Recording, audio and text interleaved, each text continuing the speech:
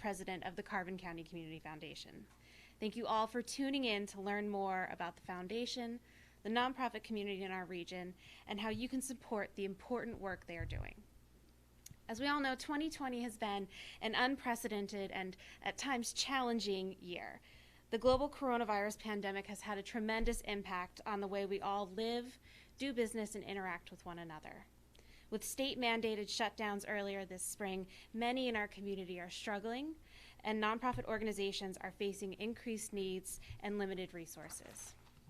But if there's one thing I have seen in my first few months in this role at the foundation, it's that the generosity and the desire to help is more than abundant in the people who live and work in Carbon County.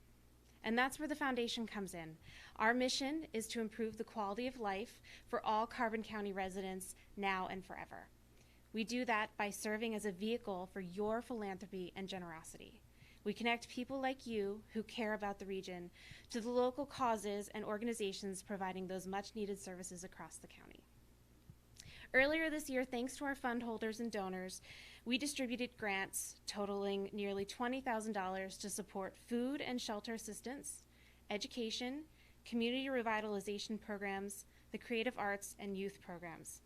In addition, we partnered with other funders to create the Greater Lehigh Valley COVID Community Response Fund, which resulted in an additional $74,000 in grants to nonprofit organizations in Carbon County.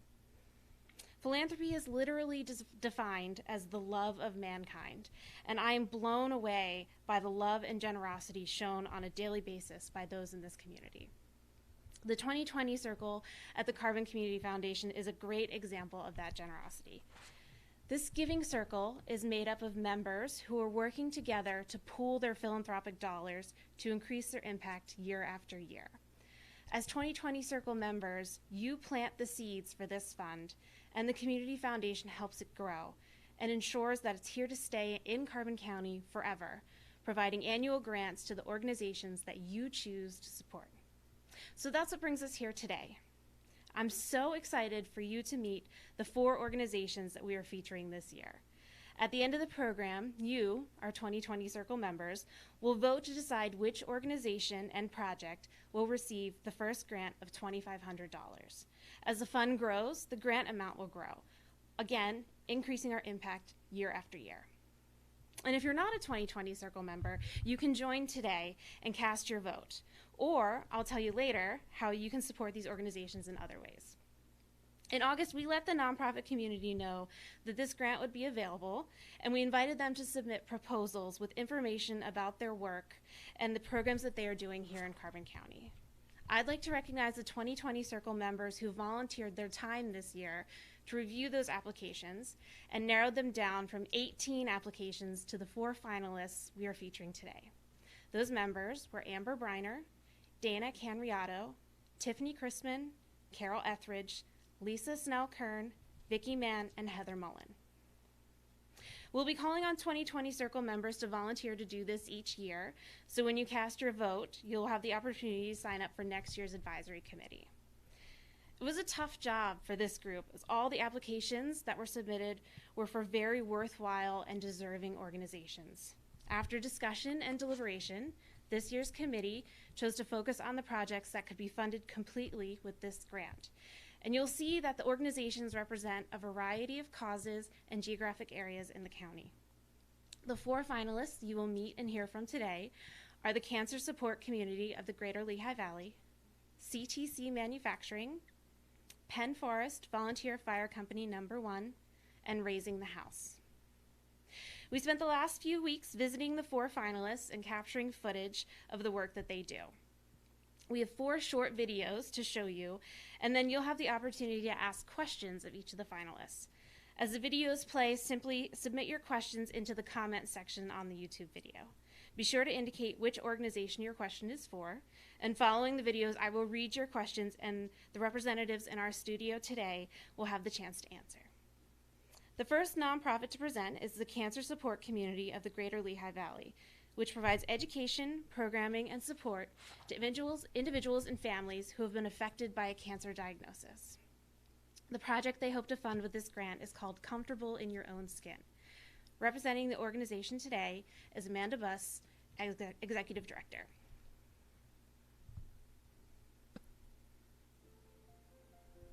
The Cancer Support Community of the Greater Lehigh Valley is a nonprofit here that serves 5 counties of Northeast PA. So we are in Berks, Carbon, Lehigh, Northampton, Monroe, and in Warren County, New Jersey.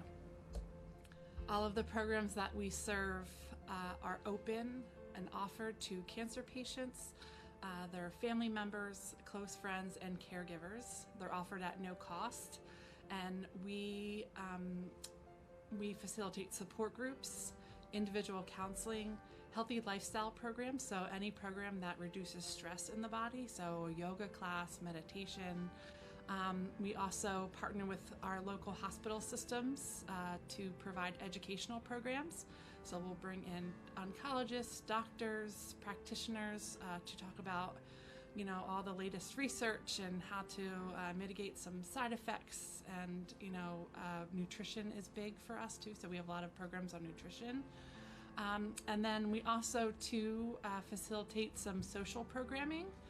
So not everything's always just about cancer, just being in a room with like-minded people, and just having an outlet to forget about what they're going through. So our proposed project would be to bring a very successful skincare series that we named Comfortable in Your Own Skin, specifically to the Carbon County area. We love visiting the Carbon County area for support groups. We've partnered with many organizations over the years to bring seminars to that area, support groups to that area. So this would be yet another way to reach more of those residents. And our plan would be to offer at least 6 sessions, workshops that would include some education from professionals in the field, as well as some giveaways, because sometimes people worry that just like purchasing organic ingredients to cook healthful meals, purchasing non-toxic skincare products might be out of their range of affordability. So since everything that we do at Cancer Support Community is offered at no cost, that includes all the materials that would go along with the programs. This is the kit that every member would get. And in here we have practical products such as toothbrush. And then we also have things like shampoo and lotions. We also have some lip gloss and eyeliner and blush to add color and dimension so they can, again, feel more confident in their appearance, because like I said, it's not just about beauty, it's about their self-esteem. Our goal is to be as inclusive as possible, to make sure that the content applies to men and women, and it's information that they can also bring home to teach their kids. One of the beauty consultants mentioned that teenagers especially use dozens of products before they even start their school day. So if we can educate the parents, then we can help the whole family. Specifically, the content that would cross age and gender would be the true skin-related concerns that affect cancer survivors, whether they've had chemotherapy or radiation or surgery. So that includes covering up scars or dealing with a rash, comforting the skin if it feels prickly or uncomfortable. So we have professionals that we would bring in. Oncology nurses have been very supportive of our programs over the years, and they would come and talk about expert tips to how to manage those.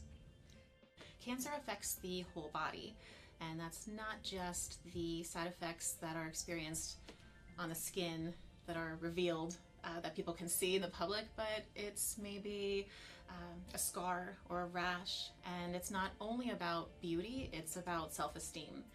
So our goal in educating and empowering men and women all over our service area is to help them with education and help them with ways to feel better so that they can feel more confident in their family life, home life, work life, wherever they may be.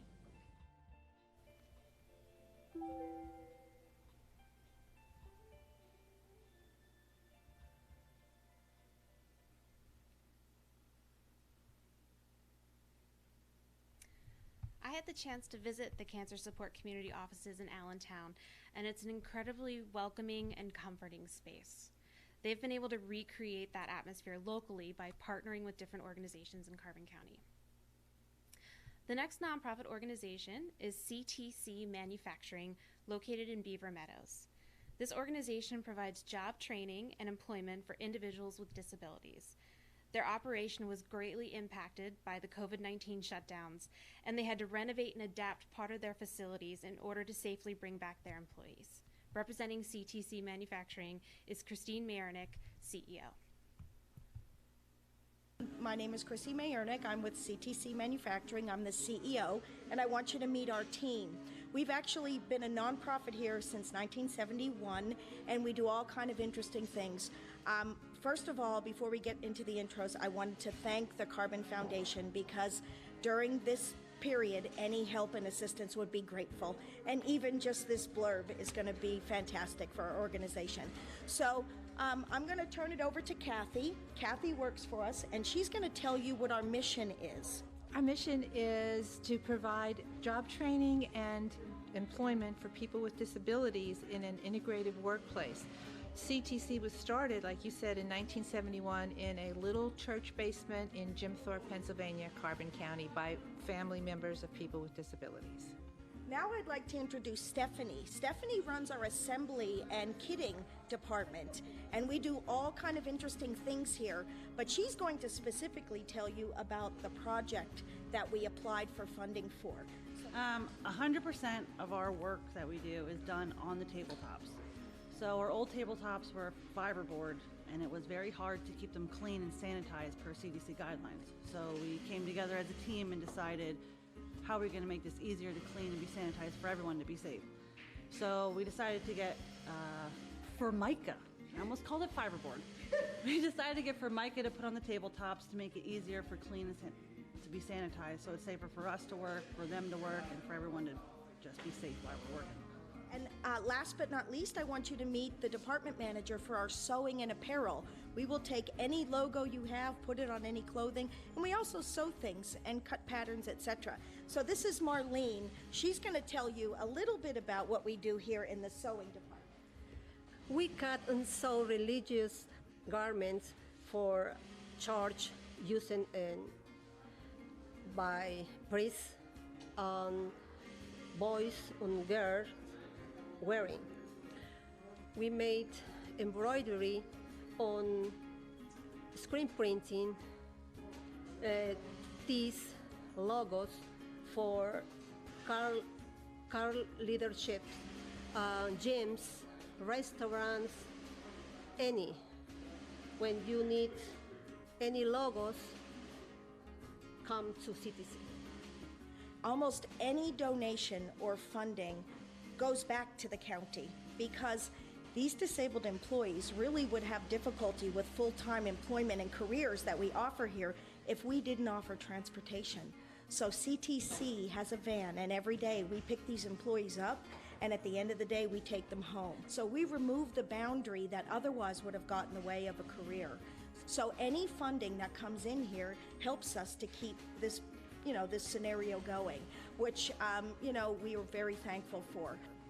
I was researching different grants that were available, including the Carbon Grant and some things that came out from the Chamber, and I found different organizations doing that. However, our board president, her name is Maureen Donovan, she reached out to me and said I should really connect up because they're offering some good services and perhaps we have some synergies. So that's when I reached out to the organization and I got the information not only on the grant, but some of the other exciting things that they do.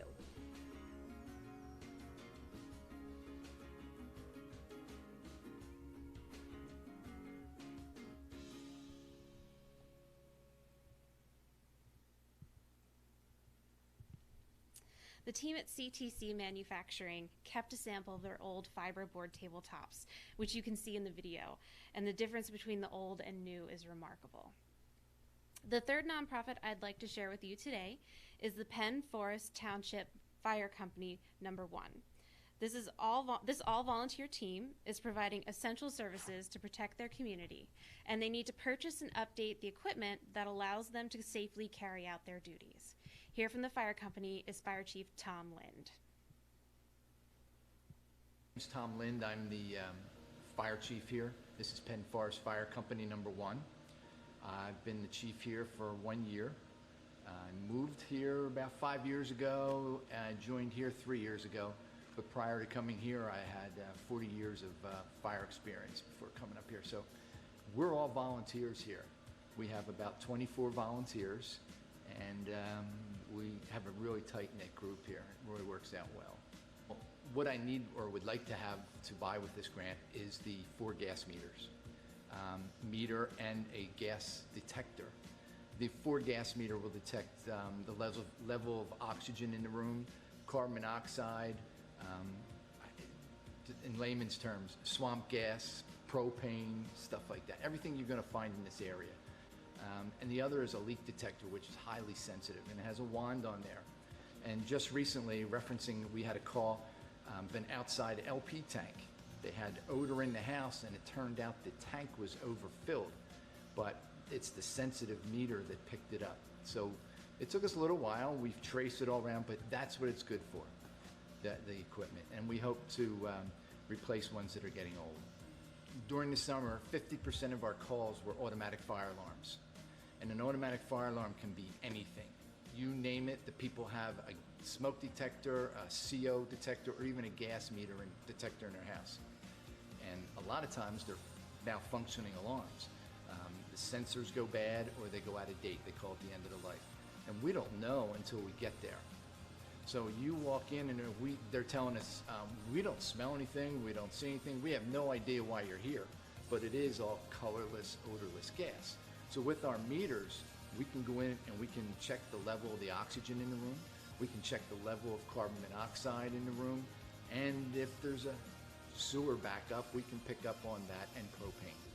What these detectors do, not only for our the alarms that we get, we can't go into a structure that has an alarm unless we have self-contained breathing apparatus. There are times you won't make it in the door more than 2 steps if carbon monoxide is present, and it'll take you down. We also use this 4 gas meter when we're like cleaning up from a house fire, because the toxic gases that are coming off the materials that burned in the house are dangerous to us. And even though the house may not have a window or it's wide open, these toxic gases are still coming off the material, all the furniture. So we have to use that meter to monitor and you have to keep your air pack on until the air is deemed, breathable. You hate to leave a call until you can find out exactly what the reason is. So these detectors really can help us pinpoint and narrow down where it is, and if it's a bad detector. The detectors do go out of date, and it's nice when you say, hey, your detector's bad, we'll give them a detector, and we can go home and everybody goes to sleep. But it's really nice to know that we found the cause and we can go home and sleep. It makes me nervous if I have to leave and I'm not 100% sure. And these really do help my cause. Because of the COVID going on here, we've been searching for grants and really searching for grants. And then somebody whispered in my ear, I know an organization you may want to check out, and it happened to be yours. And I, with the help of someone else here, applied for the grant, and I thought, well, this is great. And you contacted me. I thought, it's exciting now, it's real exciting.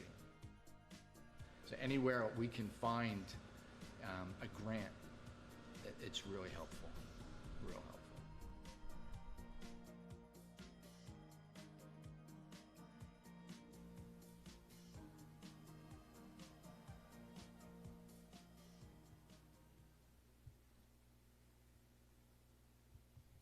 The Penn Forest Township Fire Company serves an area with approximately 10,000 permanent residents and additional 10,000 seasonal and tourist visitors. So it's quite a lot of people that they are protecting and serving each year. The final organization to share with you today is Raising the House, located in Palmerton. Raising the House was founded in memory of Blaine House, who was a beloved teacher in the Palmerton School District. The organization is hoping to start a backpack program to support middle school students who are food insecure. Here from Raising the House is Tammy House. So Raising the House was founded in 2013 after Mr. Blaine House passed away unexpectedly. He was a teacher at Tomensing Elementary. He was actually my teacher when I was in 5th grade. And the parents whose students had him the year that he passed, they wanted to do something to memorialize him. So that's how Raising the House started. And we first started as an organization dedicated to creating a playground, new playground equipment at Tomensing in order to memorialize Mr. House. But since that happened, we've had a lot of growth, and now our mission is to help the students and families in the Palmerton Area School District. The project we're looking to fund with this grant is called the Blaine House Backpack Program. It was started, or we hope to start it here at the Palmerton Junior High to help students who may be missing out on the dietary needs that they have on the weekends. So we're looking to help students who are the kids who get free and reduced lunches and breakfasts, and they might not have food on the weekends. So we're hoping to be able to supplement food for them on the weekends through this program. So we'd like to distribute these backpacks bi-monthly at the junior high, and it'll include a lot of different things that hopefully will be able to be nutritional for them.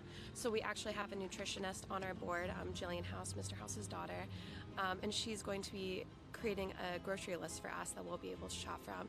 So it's going to include things like unsweetened applesauce cups, cups of fruit, hopefully some fresh fruit if we can get it, granola bars, whole wheat crackers, things like that. So our hope with your grant is that you'll give us the $2,500 and we'll be able to match that.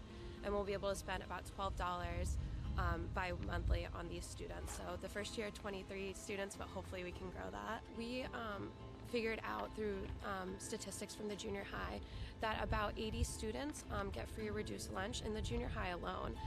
And the Palmerton Junior High population is only about 150-ish students. So that's a large chunk of kids that are getting free or reduced lunch. So we would love to help all of them, but we definitely want to start off with the 23 most vulnerable kids. Tammy House, who's one of our board members, she actually was able to find this grant. We're always looking for local grants that can hopefully help us with these programs, so we were able to stumble upon yours through United Way of Carbon County. In addition to money that we're hoping to get for this project, we'd also love food donations. So we have a pretty specific shopping list, but some items that are easy to shop for and definitely helpful are unsweetened applesauce cups and Quaker Chewy granola bars, the chocolate chip variety. Instead of doing backpacks this year, just because there's a lot of COVID restrictions, we're just going to give them plastic bags that we already have so that they can be disposed of and we don't have to worry about the germs of distributing bags back and forth. We actually modeled our program after Faith Alive Churches. They're a church located in Bowmanstown. They started this program at the elementary schools in Palmerton a couple years ago. And they were able to meet with us so we could learn more about their program, how they distribute the food, who bags the food, stuff like that, where they buy it, so that we're able to hopefully implement a lot of their strategies in our program at the junior high.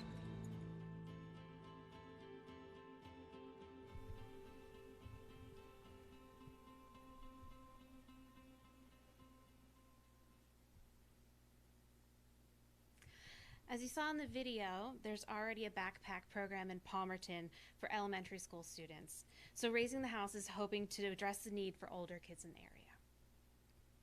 So those are our 4 amazing nonprofits this year doing incredible work in the community. I am sure others can join me in thinking that it's going to be really hard to cast my vote this year, as they're all incredibly worthwhile projects and organizations.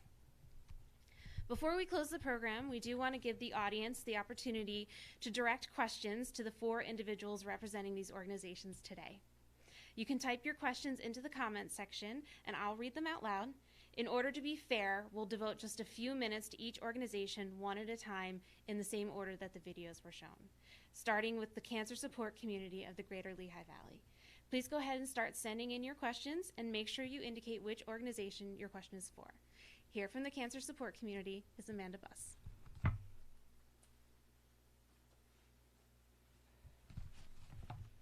Thank you for having me here today.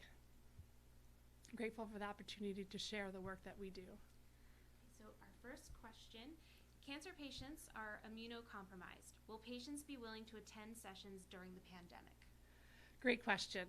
So we have held this program virtually down in the Lehigh Valley. So it is feasible for us to hold it virtually. What we would do is we would put the kits together drop them off at a location, most likely the Perfect Balance Boutique, where we hold our monthly support group, and the participants can pick the kits up from there. And how will area residents become aware of the program? We've done a great job pushing the information out via our social media. We have great relationships with both local cancer centers, St. Luke's and Lehigh Valley. With our partnership with Perfect Balance Boutique, we'd ask them to share the information out. We also have a relationship with Turn to Us that has agreed to partner with us in this program as well. And have the facilitators for the sessions been chosen? Yes, we have a list of professionals in each of the topics that we cover that we've been working with. And so, yes, they have been chosen.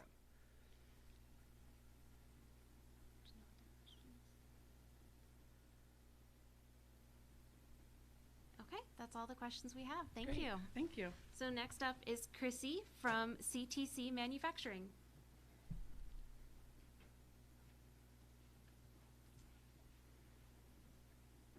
Thank you for offering such a great program. It's good to be here. And Chrissy, our first question is, how many employees do you have and how many are from Carbon County, or what percentage are from Carbon County? We have about 25 employees, and 65% of them live in Carbon County. And do employees have to live in Carbon County to receive the transportation, or is that something you offer for everyone? We offer the transportation just for Carbon County. Yes. And can you talk about some of the different clients you work with, or some of the different things that your employees might do? Great. We have two departments. One department, primarily where all of our disabled employees work, we do kitting. And we will basically do any kind of work that a company might want to outsource. So we put together bristles for brushes for Weiler Brush Company. We do re-kitting and packing for companies that maybe would have made a mistake, and now these products have to go into another product. And we also pack for Highwood, which is a local company that produces outdoor artificial wood furniture, and we make all of the kits that go into the furniture packets. So we kind of do an odd job, any kind of manufacturing odd jobs. And on the other side of our company, we do sewing. And our primary product is for the religious industry. So all the garments that you might see a priest wear, we sew those products right from the fabric all the way through. We provide them mostly for churches across the United States. Okay, that's all. Thank you. All right, thank you. And up next is Fire Chief Tom Lynn from Penn Forest.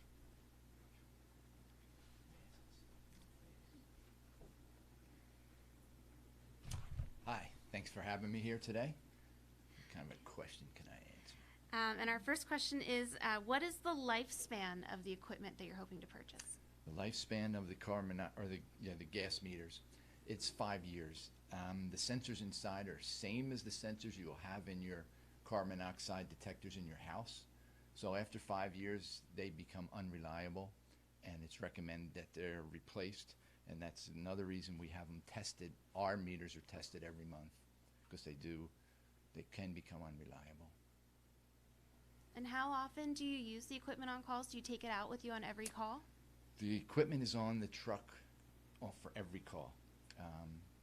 Be it an automatic alarm or a structure fire, the meters are always on the truck, so it's ready at hand, yes. I guess I'm pretty clear, huh?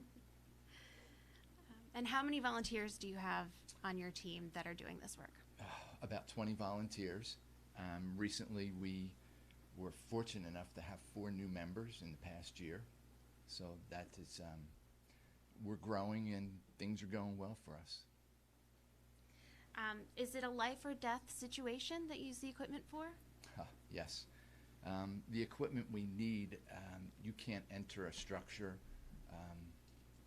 If it has an alarm, you can't enter a structure without first testing the air within the building, or actually it can be used outside when you go to a call. But yeah, anytime you have a meter or an alarm that goes off, you have to know what you're walking into. Okay, that's all the questions that we have. And our last organization is Raising the House, represented by Tammy House. Thank you so much for considering Raising the House for this grant. So Tammy, our first question is there a plan in place to distribute the bags if children are learning virtually at home and not at school? Yes, there is. We are working very closely with the guidance counselors and, of course, the principal of the junior high. We have taken that into consideration, and if it would happen that the junior high would go into full virtual mode, we have a plan in place that the food bags could be distributed, brought directly to the junior high and distributed to the students. They would be able to have a set pickup time when they could come and pick the food up for the weekends. And if people want to contribute food, I know in the video you talked about some of your wish list items, where should they drop it off, or who can they contact to do that? You can contact Raising the House. You can go to our website at raisingthehouse.org. You can also go to our Gmail account, which is raisingthehouse5k@gmail.com, and send us an email, and we can be in contact with you how you would be able to donate food to the program.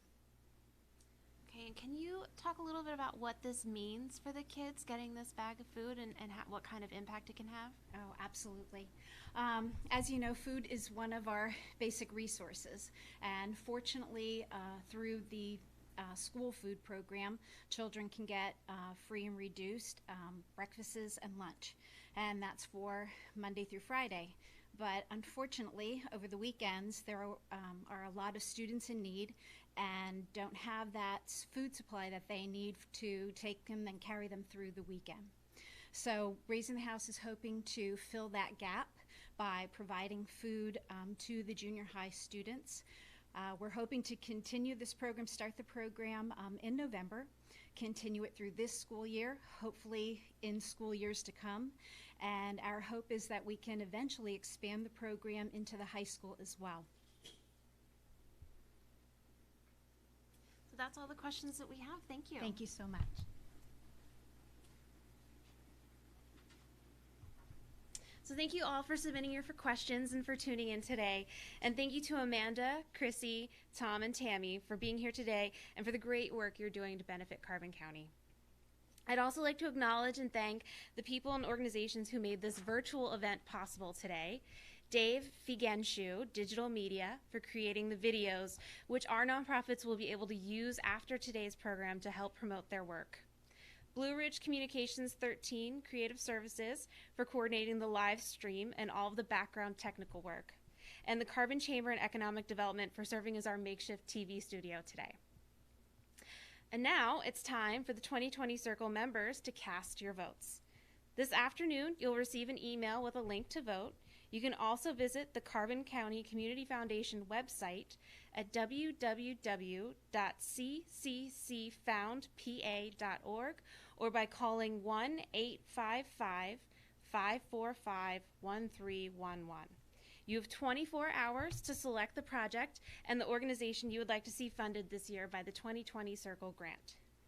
If you're not a 2020 Circle member, here is your chance to join. Members pledge a one-time gift of $1,000, which is payable over 4 years. So that's just $21 a month to be part of this group that's making an incredible impact. If you make your pledge in the next 24 hours, you can still cast a vote for one of this year's organizations. Tomorrow afternoon, I'll announce the organization that has received the most votes and when we awarded this year's grant. Unfortunately, we only have one grant to give out from the 2020 fund. However, wouldn't it be wonderful if we could fund all 4 of these projects? And this is where I'm counting on that generosity in all of you. If you would like to make a donation to any of these 4 organizations, you can do so through the Carbon County Community Foundation. Visit our website or contact me to make your gift, and I will see that it goes to the organization you would like to support regardless of who receives this year's grant. This program and all 4 of the videos you saw today will be posted on our website and social media, so please do share with your friends and encourage them to join the 2020 Circle or support them through the foundation. And if you want to learn more about how you can support the other causes that are important to you and make a lasting difference, please contact me. So that concludes our first annual 2020 Circle meeting. We wish we could all have been together in person today, but thank you for joining us virtually, and we'll hope for an in-person meeting next year. Thank you for being a member of the 2020 Circle and for your support of the Carbon County Community Foundation. Together, we can improve the quality of life for all Carbon County residents now and forever. Stay safe, stay healthy, and thank you.